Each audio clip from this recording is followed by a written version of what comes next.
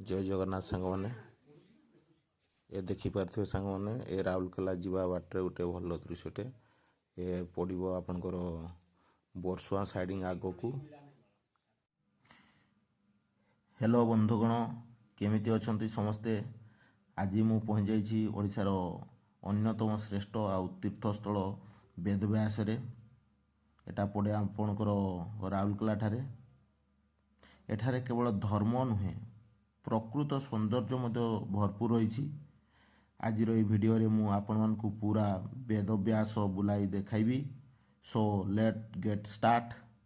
देखि पारथ्वे सांग माने एठारे दुईटी प्रमुख नदी शंख एवं कोयल रो मिलन होईछि। एई दुईटी नदीर संगम उपरे यह ब्राह्मणी नदी रे नामित कराइछि। आ एपर जो प्रवाहित हो जाइछि तळकु राउरकेला पटकु यही संगम स्थल को त्रिवेणी संगम मध्य कहा जाए, जहाकू प्रयाग भली पवित्र मना करा जाए। श्रद्धालु माने विश्वास करती जे एठारे स्नान कले पाप मोचन हुए बोली। तेणुक बंधु मैंने जितेबले आपण आसवे एठे बुड़ देवाई भूलिए ना।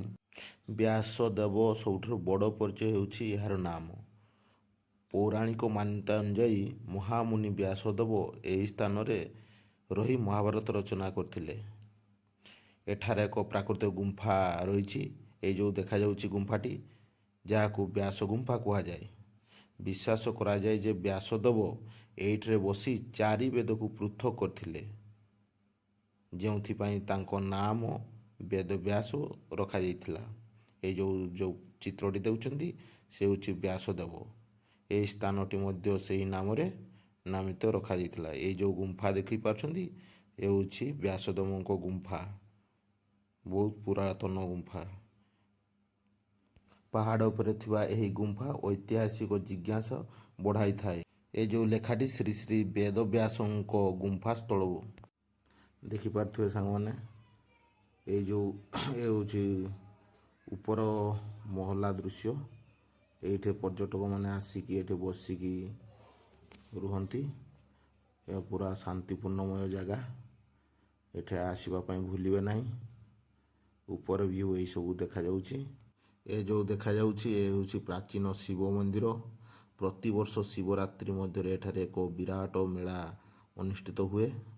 एइथिरे ओडिशार बहु हजार हजार भक्त माने आसी जोग दियंती आउ दीप फीप लगांती।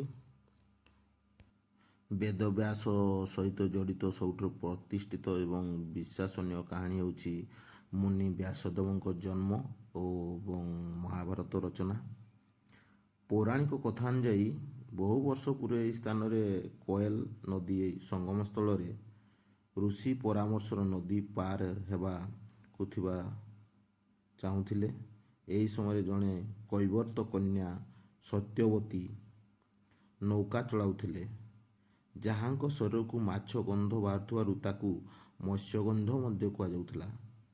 ऋषिंको परामर्श सत्यवती रूप रे मुग्ध होई एक दिव्य संतान जन्म करने को प्रस्ताव देले। सत्यवती कहिले दिन आलोक रे समस्ते देखि पारिबे। ऋषि निज जोग बल से स्थान रे एक कृत्रिम कुहुड़ी सृष्टि कले, जहा फल चारिआडे अंधकार हो गला।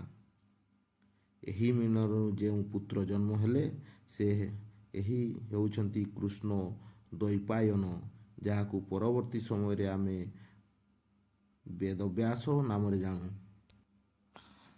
रहिली बंधुगण।